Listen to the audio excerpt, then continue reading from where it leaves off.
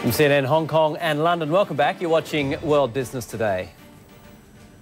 As we were saying a little earlier on in this very show, here in the UK we may be looking for something to drive the economy, but some people out there are just looking for something to drive. And economy, it seems, is no object here. 2011 was the best year yet for sales of Rolls-Royce cars, and Rolls-Royce's one-time stablemate Bentley continues to perform well as well. Late on Thursday, this company unveiled its latest set of wheels, and I got a chance to have a look with the head of the UK's biggest luxury car dealer.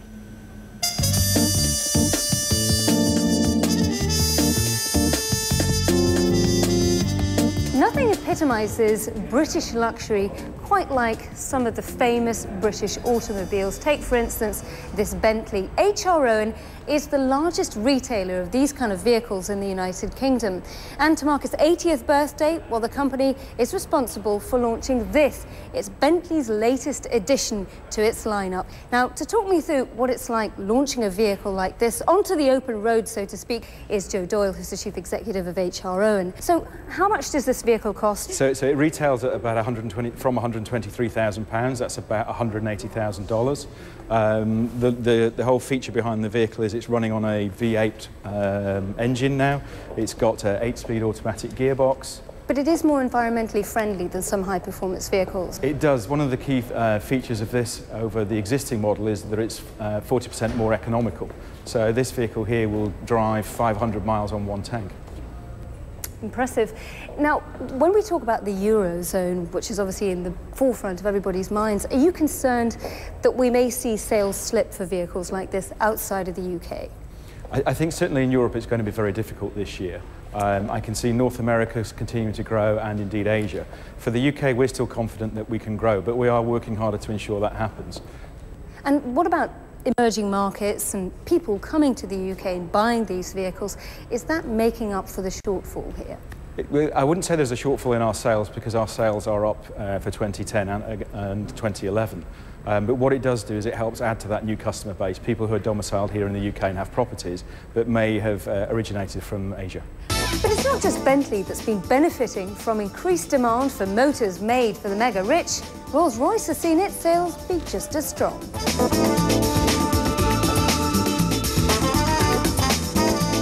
Well, again, it's down to the introduction of new models, like, for instance, this. It's the Rolls-Royce Ghost. It came onto the market 2 years ago, and it's been so successful that it's one of the reasons why this company has had to ramp up production 118% since. Let's look inside.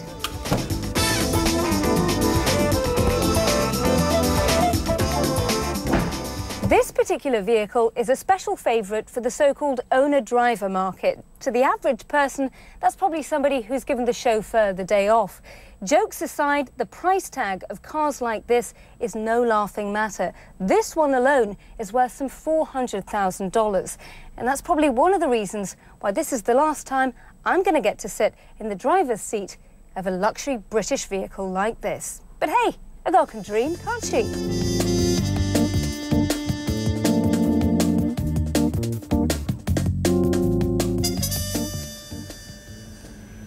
Now, Andrew, perhaps you may be sitting there being a little bit jealous, but actually they didn't give me the keys to that roller and I didn't get to drive it round the block. Must point out, though, it seems as though there's still quite a bit of business to be had out there, because they did invite me to the launch party yesterday evening of that particular Bentley Continental GT V8, and the CEO of H.R. Owen said they're selling about 200 Bentleys, new ones, a year, and then another 100 used, so things are still looking up.